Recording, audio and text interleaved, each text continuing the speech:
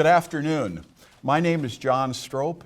I'd like to welcome you to the Nebraska State Historical Society's Brown Bag History Lecture Series. Lectures are held monthly on the third Thursday. Today we are in room 303 on the third floor of the City County Building at 555 South 10th in Lincoln. A detailed schedule for this series, as well as information about all of the Society's programs and services, can be found on the Society's website at www.nebraskahistory.org. If you are not already a member, I encourage you to join. Benefits of membership include subscriptions to Nebraska History Magazine and the Society's newsletter. Use of a microfilm reader printer in the Society's library archives to make free copies from microfilm. Free admission to the Society's 7 historic sites. Reduced fees for kids' classes. And discounts in the Society's landmark stores at the History Museum, the State Capitol, and Chimney Rock. Before I introduce today's speaker, I want to thank the Nebraska State Historical Society Foundation for the financial support which allows us to tape and broadcast these programs on public access television and on the Society's YouTube webpage. There are 130 past brown bags on YouTube. To find the page, type into your browser www.youtube.com/user/Nebraska Historical. And they're all there. Our speaker today is Charlie Wright, and the topic is Law at Little Bighorn, Liberty Crushed, Justice Denied. Charlie Wright was born in 1932 and raised in Scottsbluff. He practiced law in Denver and Lincoln and enjoyed serving on the Nebraska Game and Parks Commission and its foundation, the National Reining Horse Association, and the Nature Conservancy. Charlie's grandfather, father, and 2 uncles all practiced law in Nebraska, and his brother John serves as a judge on the Nebraska Supreme Court. In 2007, Charlie and Susie, his wife of 60 years, created the Standing Bear Scholarship Fund with the Nebraska State Bar Foundation. Charlie's book, Law at the Little Bighorn, will be available any day now for purchase. The landmark stores will have them as well. Just to let you know about asking questions, Charlie prefers waiting until the end to ask. Please join me in welcoming Charlie Wright.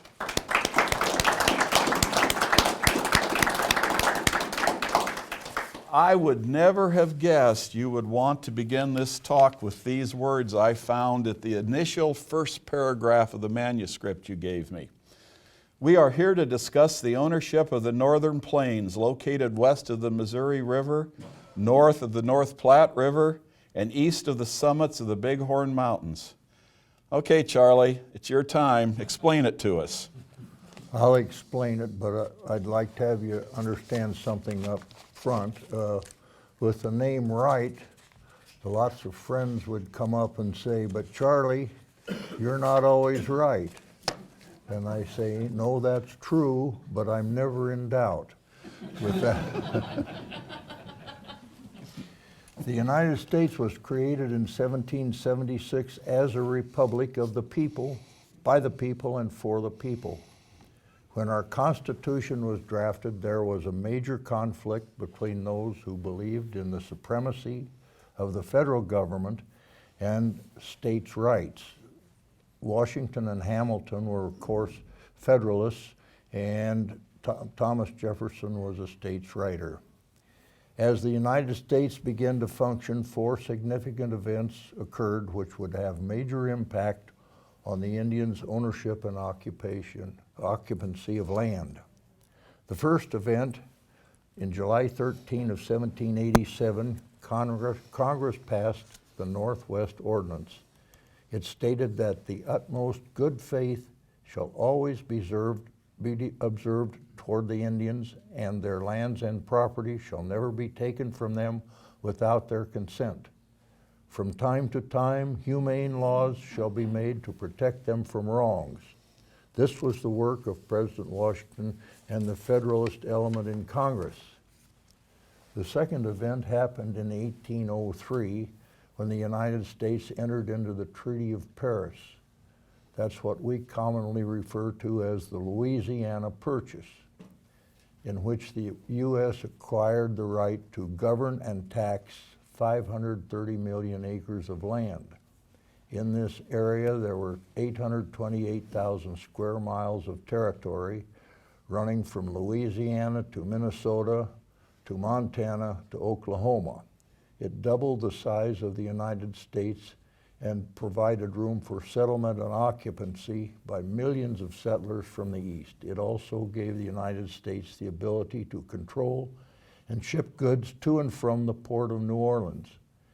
This treaty also required the United States to make citizens of native inhabitants and grant them free enjoyment of their liberty. Wait a minute. I thought the U.S. bought the land. No. Explain that to me. I don't get that.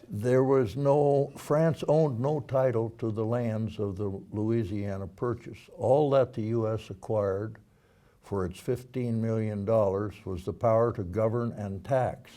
It also gave the United States the ability to ship from and receive goods in the port of New Orleans.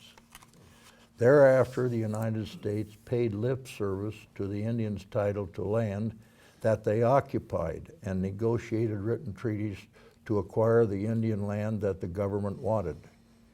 Treaties were often negotiated with force and threats, with tribal members who were unable to read and seldom realized the nature and extent of their bargain.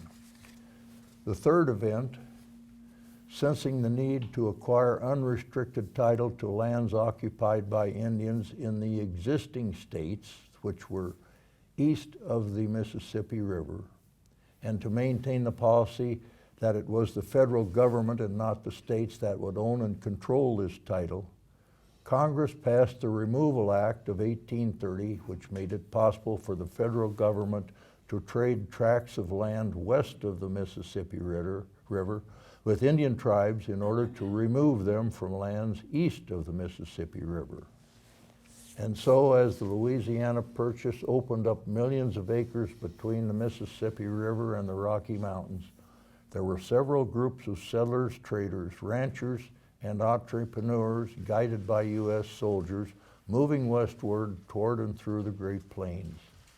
These persons would interfere with the occupancy of various Indian tribes who had lived there for a couple of centuries. The fourth event, in 1848, a treaty with Mexico gave the United States control over all of the land between coastal Texas and the northern boundary of California. This brought a flood of settlers, gold seekers, farmers from the eastern United States through the Sioux Indians' buffalo country in the central and northern plains. Let's look at Figure 1, which shows the location of the Sioux tribes in Minnesota commencing in the late 1600s. This was, the basic map was prepared by Jim Hansen, who was a former director of the State Historical Society and now operates the Museum of the Fur Trade on the outskirts of the metropolis of Sheridan, Nebraska. With the guns in the upper right-hand corner, with their guns, the Cree and Chippewa Indians drove the weaker Sioux Indians southward and then toward the west. These Indians were primarily the Lakota Indians, which have 7 different bands, which we'll discuss later. As these Indians moved south and west, they had formerly lived as woodland Indians in the forested area, getting their food in the forest and from deer and fish and trapping wild game. The Cree picked up guns by trading with fur traders, the French fur traders who were operating mostly in Canada. When they got the guns, they had much power and control over the Sioux who had no guns. However, as they moved south and then westward, they began harvesting buffalo hides and furs, which they traded for guns from the trappers, and they also began trading for horses from other tribes in the southwest. And as they got into southeastern Minnesota, they turned 45 degrees toward the west and worked through there, and you can see the names of the tribes: the Hunkpapas, Blackfoot, Sandarks, Two Kettles, Minneconjous, and then the famous Oglala and Brule tribes that meandered or moved into Wyoming Territory and northwest Nebraska.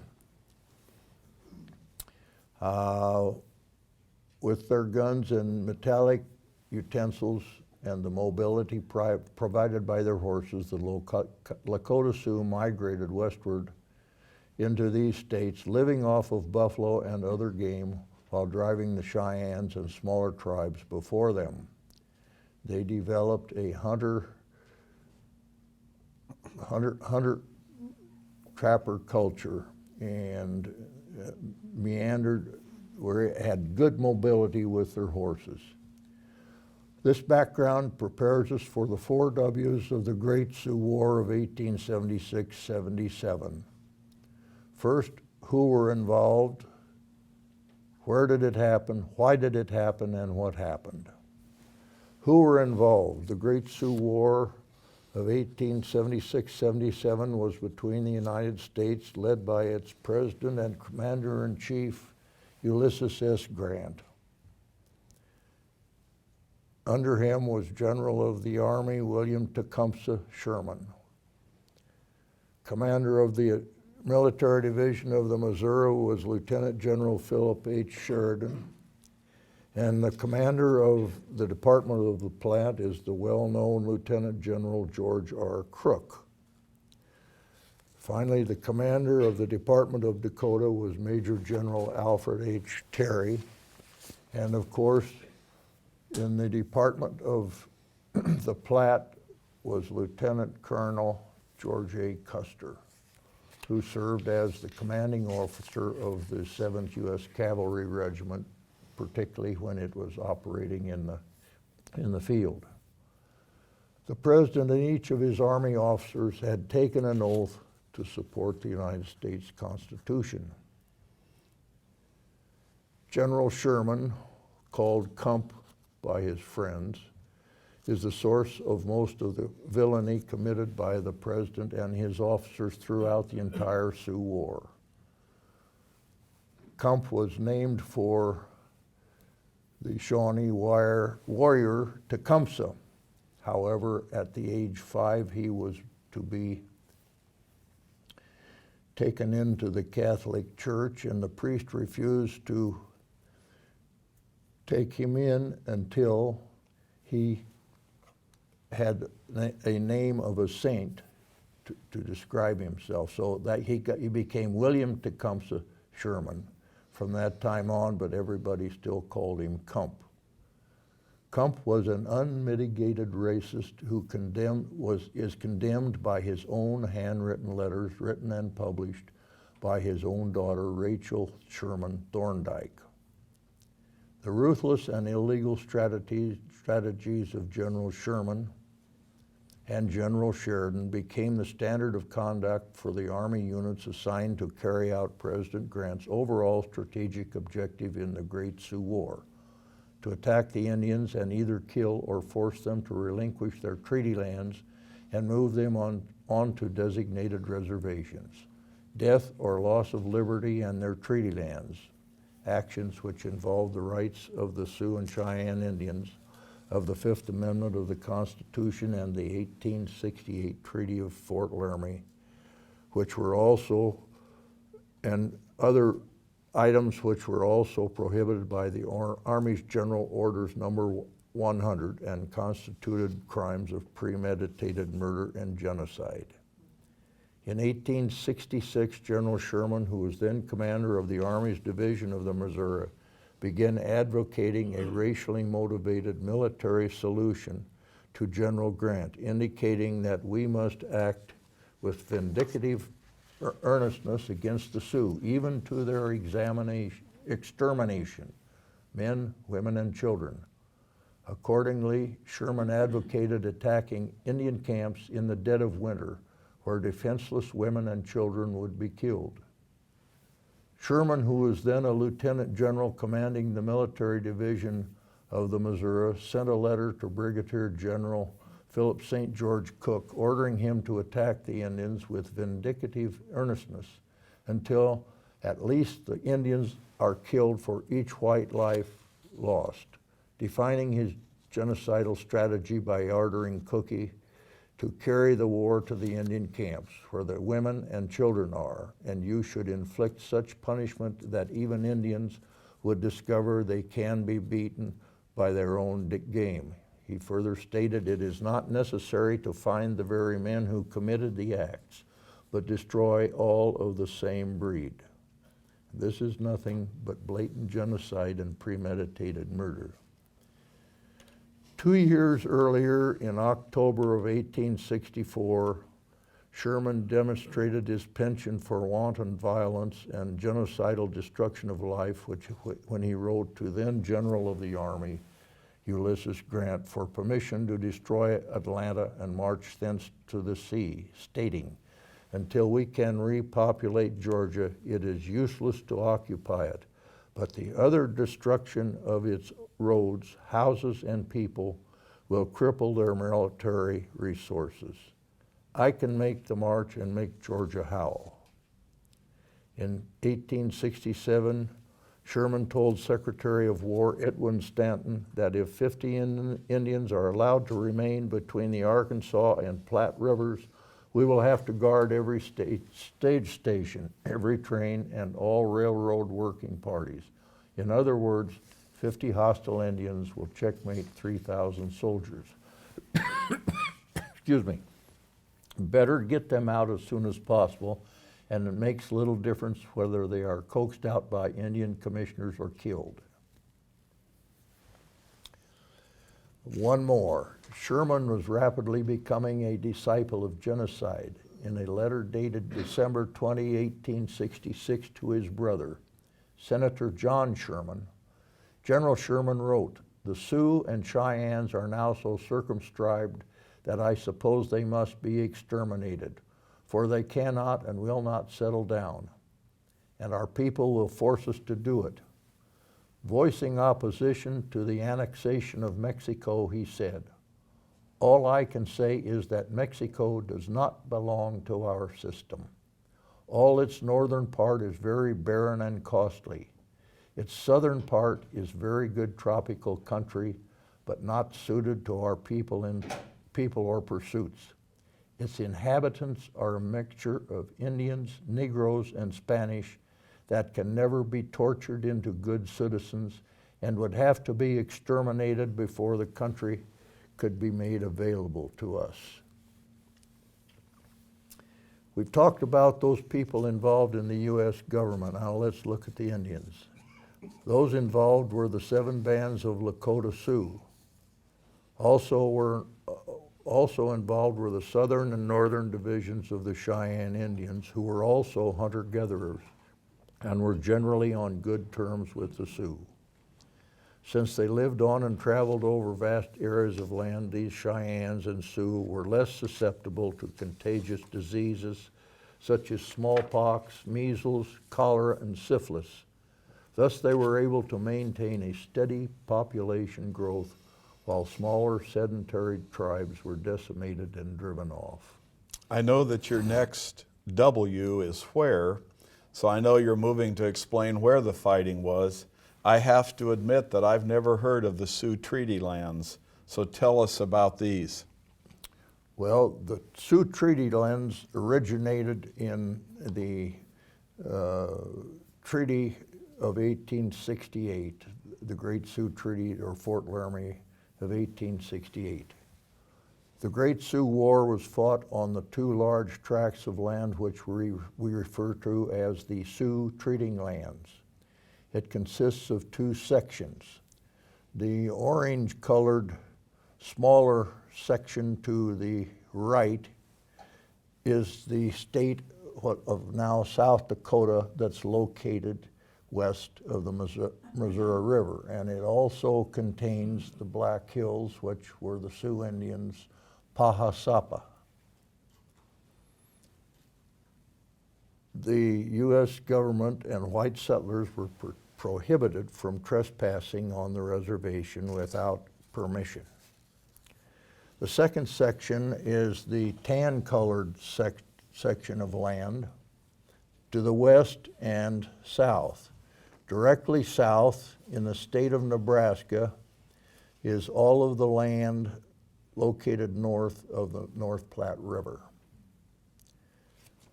Moving westward into Wyoming, again, it's all that part of northwest Wyoming that's situated north of the North Platte River and east of the Bighorn Mountains. And finally, in Montana, this extends straight north toward the border and extends as far north at least as the Yellowstone River. This unceded Indian territory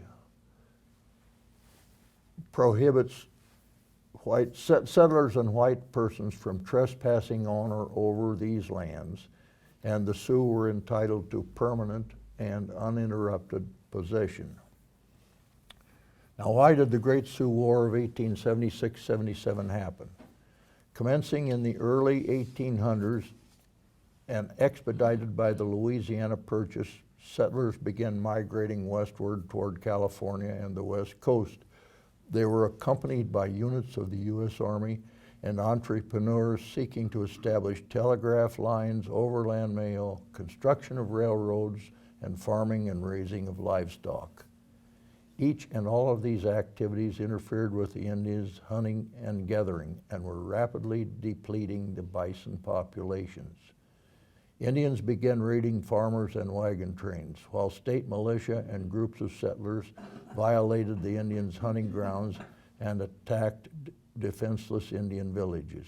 In 1868, the United States entered into a treaty ratified by Congress, granting the Sioux their vast treaty lands, which I've just described. According to Article Roman numeral 6 of the Constitution, this treaty and the treaty lands it created were the supreme law of the land. The Union Pacific Transcontinental Railroad had been completed, and it connected the entire Great Plains states with the Pacific coast. The UP was located south of the Indians' treaty lands. By June of 1873, the Northern Pacific Railroad, another east-west railway, had been constructed as far westward as Bismarck, North Dakota, and the U.S. Army began violating the treaty by sending survey crews and sportsman hunters into the eastern Montana. Subsequently, General Sheridan sent Custer and a large military expedition passing through the Sioux Reservation to determine if it contained gold. In 1875, Congress met with the Sioux tribe in an attempt to purchase the Sioux treaty lands, but the Sioux would never agree on a price. The U.S. offered $7 million, but the U.S. offered $7 million, and the Sioux would not accept anything less than $70 million. So now let me talk about the conspiracy and what happened in the Great Sioux War of 1876-77. Wait a minute, Charlie. I've heard all about Little Bighorn, but I've never heard the word conspiracy attached. You got to explain this conspiracy thing to me.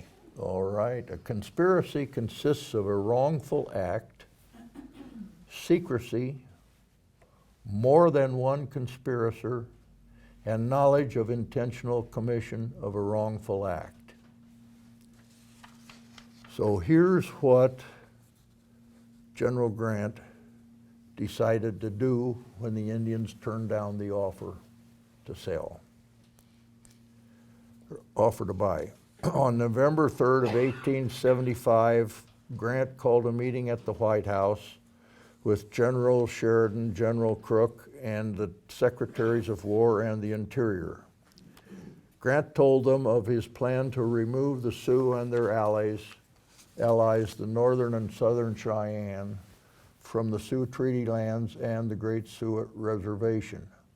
It was his way of recovering all of the 1868 treaty lands and moving all of the Sioux and Cheyenne Indians to a permanent location, their agencies in Nebraska and Dakota Territory. These Indians would be given 30 days notice that they must abandon all of these lands and return to their agencies by January 31 of 1876, or they would be treated as hostiles and a state of war would exist. General Terry and General Sherman were also notified. Attacking these Indians while they were occupying their treaty lands would involve killing some, depriving survivors of their liberty, and destroying and taking their property by using the army to kill their horses, destroy their shelter and food, and leave them to fend for themselves in the bitter cold of the northern plains. The President and the United States and his 4 generals were thereby jointly and severally involved in a criminal conspiracy by committing in concert to the criminal acts of murder, deprivation of liberty, and the taking and destruction of the Indians' treaty lands. General Sherman, when he received a written letter from General Sheridan describing Grant's plan to attack the Sioux and Cheyenne and remove them from the Sioux treaty lands, joined the conspiracy with a letter to General Sheridan stating, "Your letter of November 13, 1875 with enclosure was duly received. Only I know that the matter of the Black Hills was settled at all events this year, but I think the Sioux Indians are now so dependent on their rations that they will have to do what they are required to do. My own idea of their treaty is that the settlements may now be made all along the western boundary, and if some incoming settlers go over the boundary into the Black Hills, the President and the Interior Department will wink at it for the present." Thus, each of the 4 conspiracy elements were abundantly present, and each of the conspirators, Grant, Sherman, Sheridan, Terry, and Crook, were criminal conspirators committing premeditated murder, including indiscriminate killing of non-combatants, including women and children, while also destroying their shelter, horses, food, firearms, and necessities. For those Indians who were not murdered, forcible removal to desolate reservations assigned by the government was the order of the day. All of these removal activities constituted a denial of the Indians' precious and constitutionally guaranteed liberty, and a wrongful taking of their property without compensation.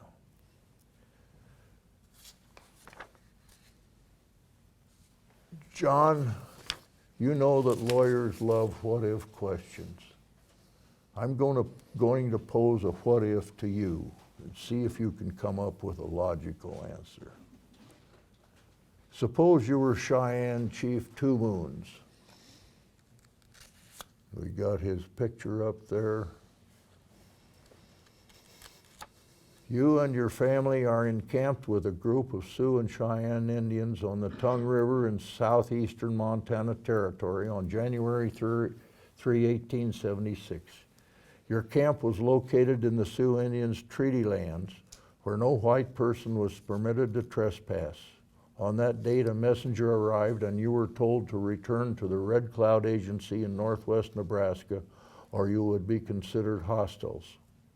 Your wife is pregnant and your 3 children, ages 1, 4, and 6, are often cold and hungry. You have 2 mares heavy and foal, 2 yearlings, your war pony, and 3 other geldings. These ponies are weak from lack of grass. You are situated in a ravine with steep walls where you are protected from the fierce winds and winter snowstorms.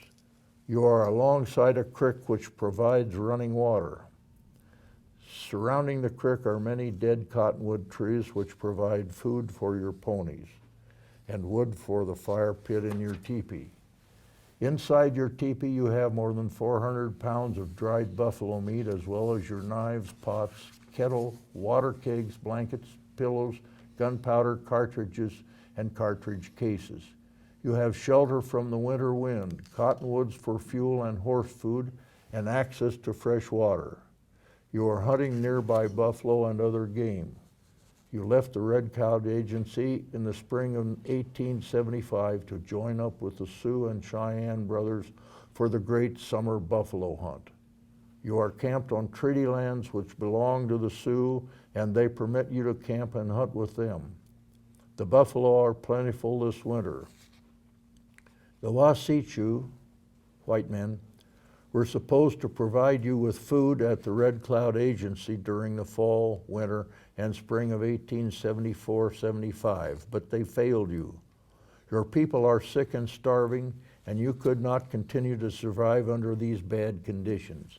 It is now January 3, 1876, and you are threatened with war if you do not return to the Red Cloud Agency by January 31, 1876. Red Cloud Agency is more than 250 miles to the southeast. It is snowing hard. The temperature is 20 degrees below zero, and the winds are creating huge snowdrifts. As chief and head of your family, you need to decide what would be best for your wife, children, and other Cheyennes in your camp. Your ponies are weak, and travel under these conditions would have great risk. It's time for decision. What would you do if you were Two Moons? Not exactly good choices, I'd say. I see only two choices. Return to the Red Cloud Agency in northwest Nebraska, 250 miles away, covered ground with snow, no way to haul our food, teepees, or supplies, or we stay put on our treaty lands. The reality is my family and I have no choice. We have to stay. Yes, that seems to be the only practical answer, and that is exactly what happened.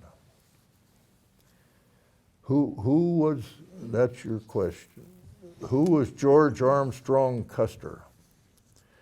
36-year-old Lieutenant Colonel George Armstrong Custer served as the commanding officer of the U.S. 7th Cavalry Regiment when it attempted to attack the Sioux, Cheyenne, and Arapaho in the famous battle at the Little Bighorn River on June 25, 1876.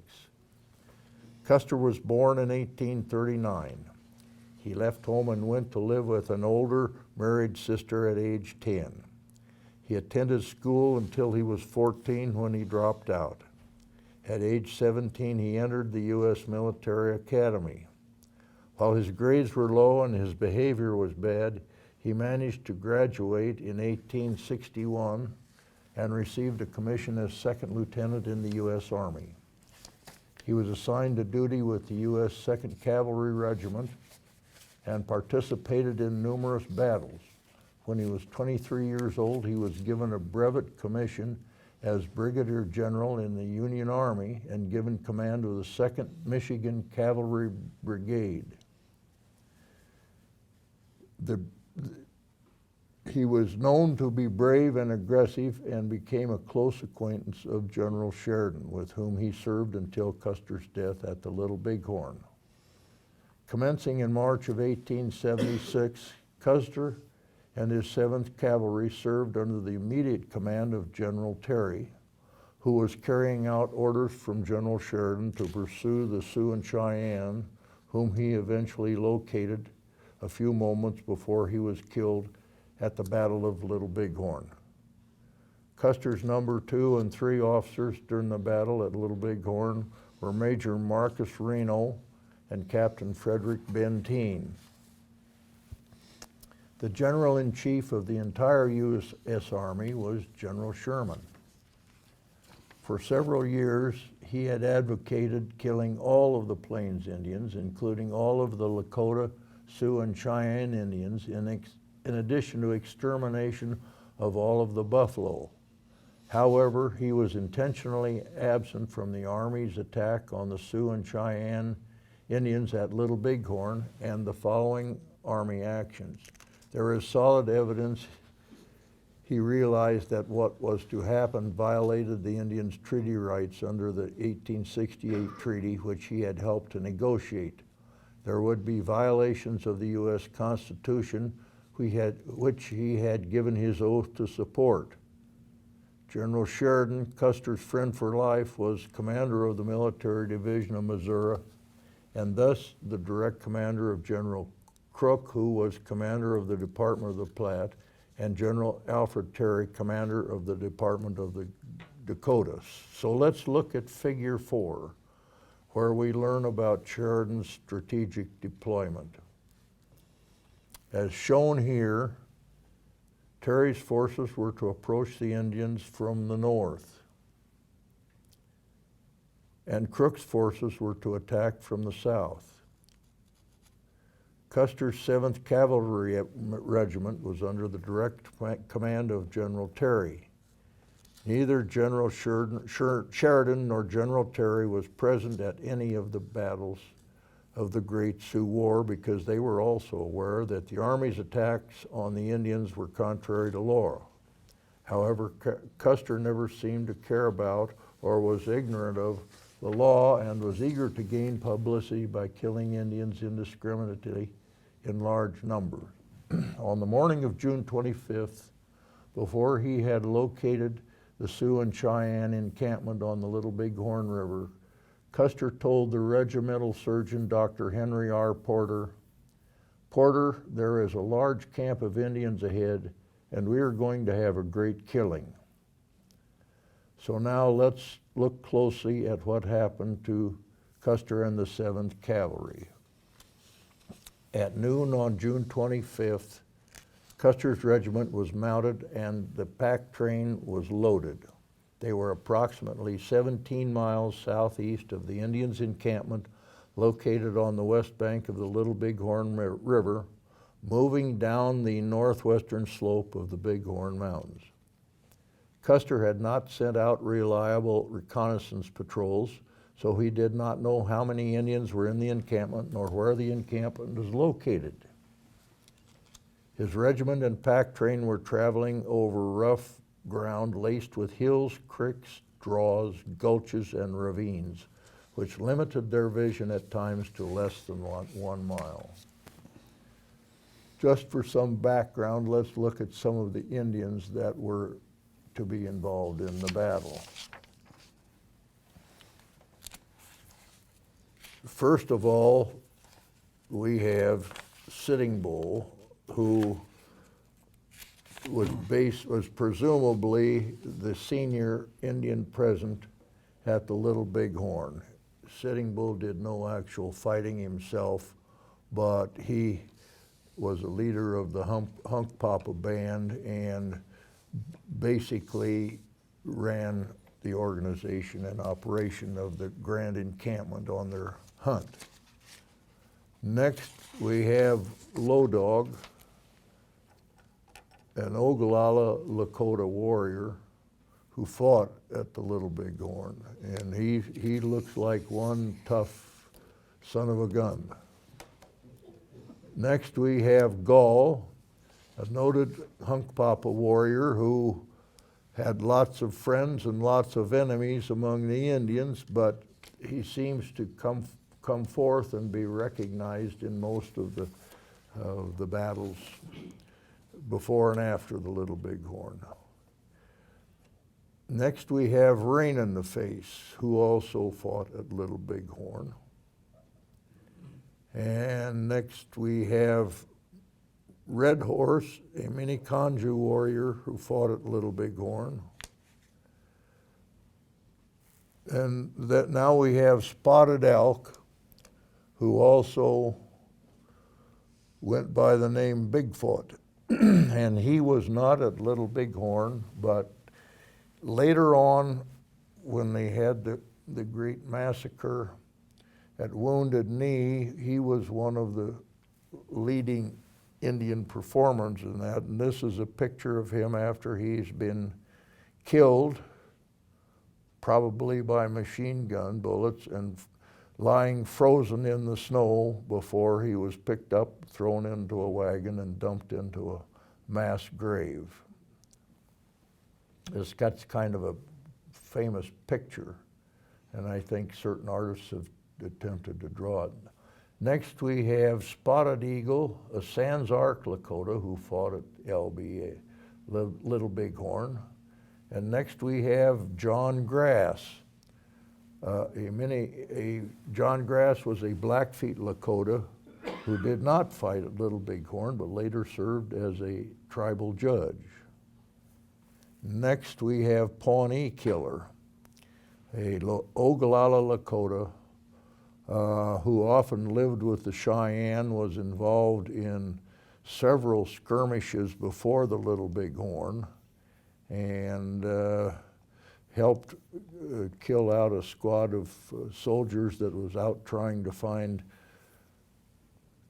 Colonel Custer when he was off on one of his hunts to protect the settlers from Indians during the 1860s. Next we have American Horse, an Ogallala Lakota who served as an Army scout and also was a son-in-law of Red Cloud. Finally, we have Red Cloud, a famous Ogallala chief who remained on his reservation throughout the Great Sioux War, and is well known by most of the people in Nebraska and famous in Nebraska City. Now back to Custer and his men. Custer had approximately 600 troopers in the 7th Cavalry Regiment. 130 of those troops were delegated to operate the pack train. Another 130 were assigned to Captain Bentane and ordered to range out to the left for 2 or 3 miles away from the main column. Next were 130 troopers assigned to Major Marcus Reno to pursue a small camp of 20 to 40 Indians who had fled downhill away from the regiment in a westerly direction and crossed over to the west bank of the Little Bighorn River. That is 300 out of 600 troopers in the 7th Cavalry Regiment, leaving 210 troopers remaining under Custer's direct command, which were moving downhill along what is called Reno Creek toward a junction with the Little Bighorn River. The site surrounding the battlefield was covered with foothills and steep ravines, gulches, and valleys laced with dry creek beds. Now let's look at Figure 9 and see where Custer was at 3:15 p.m. with the 310 troopers. I don't know how well you can see up in the upper left corner, you'll see a little square, and that is what's called the Custer Battlefield. Directly below that, you'll see 7 black teepees that are on side of the little blue line outlining the Little Bighorn River. That's where the grand encampment was. In that encampment, there were at least 1,500 warriors, 4,000 to 5,000 Indians, and 5,000 to 7,000 horses. The red dot moving toward the center is the location of the 210 men under Custer's command at 3:15 p.m. A little bit to the left and below the Indian camp is the blue dot showing where Colonel Reno, Major Reno, and his troops were, and they're on the west side of the Little Bighorn River, and Custer's on the east side, and he's about 2 miles away from Reno, and at this point he is out of Reno's sight. Down in the lower right-hand corner, the orange ball represents the 130 troopers under Captain Benteen. They're 5.6 miles away from Custer. And the green ball is the pack train, which is 6 miles away from Custer. The site surrounding the battlefield, as I said, now, Go to the next page. There you go. at this point, Custer did not know how many Indians were in the encampment, where Reno, Benteen, and the pack train were located, and whether the Indians would run or fight. Now let's take a look at figure 11. This shows where the 7th Cavalry Regiment was located an hour later at 4:15 p.m. Custer is in the upper right-hand corner, a short distance east from the Custer Hill where the battlefield was. Below Custer, and on the same eastern side of the river, the blue dot and the orange dot are Reno and Benteen's contingent, and they are at that point surrounded by Indians. They are dismounted, and they're fending off the Indians. And the pack train is still 6.6 miles away from Custer and moving slowly toward the northwestern direction.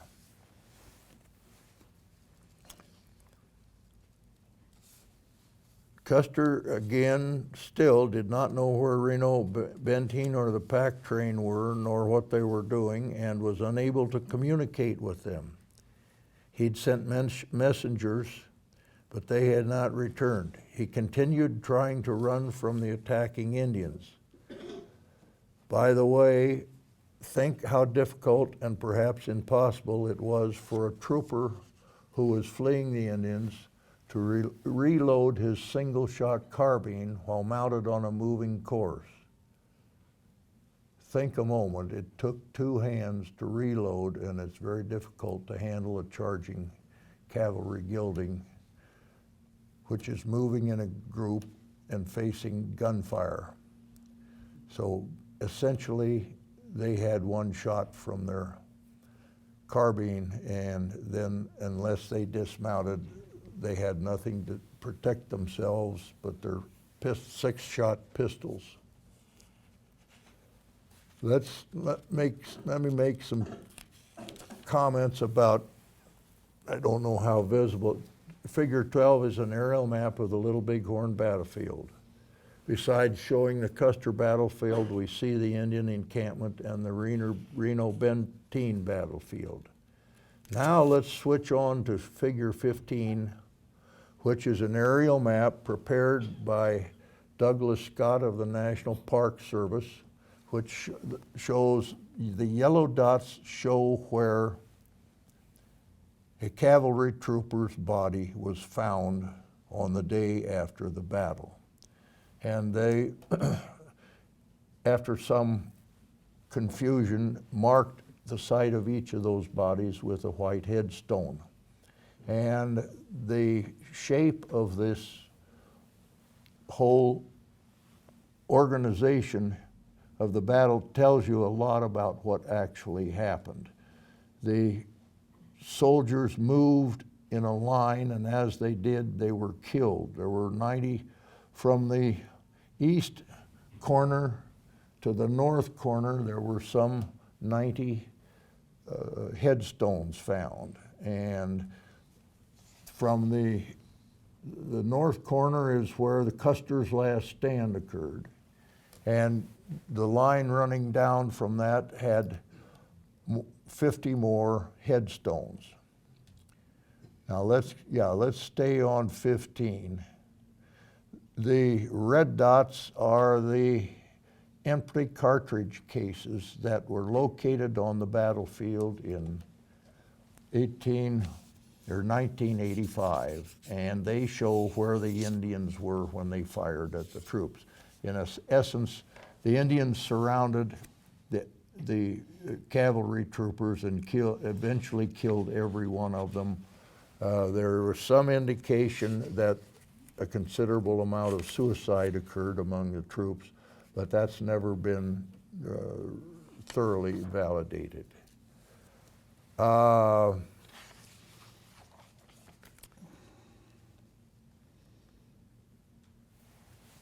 After the battle, the result was not only disaster for Custer and his regiment, but the Indians had to flee quickly. They broke their camps, some headed north, other small groups circled around to the south and east, heading for the reservations. Indians who fled consisted of much smaller groups, and they did not stay together. They were pursued by additional cavalry and infantry companies. By the time, and for the balance of the year into May of 1877.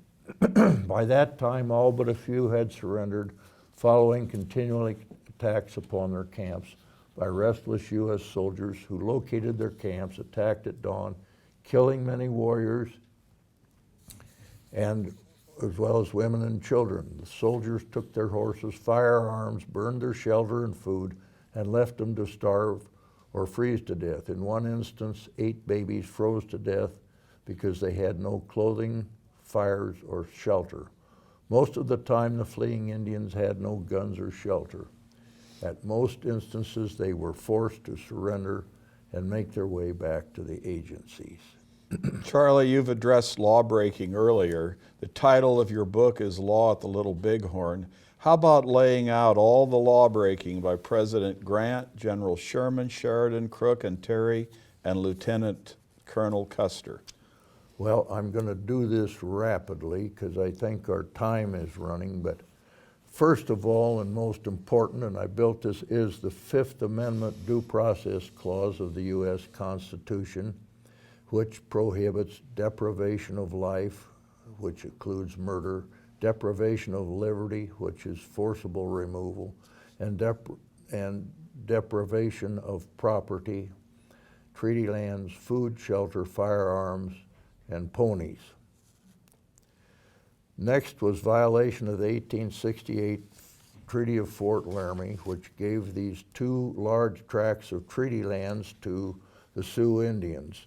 And this was a permanent and total possession of these lands. They had title to it. Then remember that a congressional treaty is the supreme law of the land under Article 6 of the Constitution. In 1862, the U.S. Army adopted rules of war, which prohibited killing non-combatants, pillaging, and internecine war. There were territorial criminal laws such as premeditated murder, armed and aggravated assault, theft, forced removal, and trespass.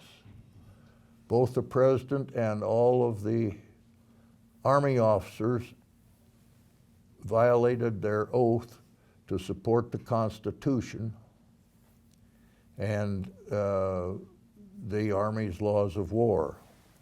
Finally, in modern times, we have what was created by Raphael Lemke, the War Crime of Genocide. And while it was not in effect then, the actions that were taken against the Indians in many of these instances constituted genocide. Charlie, I know you have a great passion for this subject.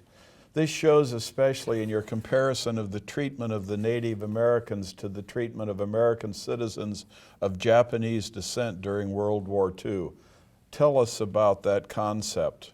I call this guilt by nativity. The arguments of Supreme Court Justice Robert H. Jackson in his dissenting opinion condemning the forcible relocation and internment of American citizens of Japanese descent following Pearl Harbor are instructive. The Lakota and Cheyenne Indians involved in the Great Sioux War were born on U.S. soil of Lakota and Cheyenne parents who were also born in the United States. These Indians were citizens of the U.S. by nativity, and they were being attacked by the Army because they refused to vacate their treaty lands and submit to forcible and permanent relocation on reservations where they chose not to live. Attitudes and actions directly associated with liberty, actions not commonly a crime. The actions of the Sioux and Cheyenne Indians consisted merely in being present in territories where they had been granted the exclusive right of occupancy by a valid and existing treaty, near where many of them were born, lived, and survived by hunting, gathering, and trading. Their offense to the United States existed only in that they were born of different racial stock. If any fundamental assumption underlies our system of laws and justice, it is that guilt is personal and not inheritable. Even if all the parents of these Sioux and Cheyennes had been convicted of raiding or trespass, the Constitution forbids the parents' penalties be visited upon their children. President Grant's declaration of war against the Sioux and Cheyennes who refused to vacate their treaty lands was an attempt to make otherwise innocent and lawful occupancy of these treaty lands a crime merely because the Sioux and Cheyennes were descendants of parents as to whom they had no choice and because they belonged to a race from which there was no way to resign. Charlie, the last paragraph of your book is a telling commentary on how this story impacted you personally and why you had to share it with us.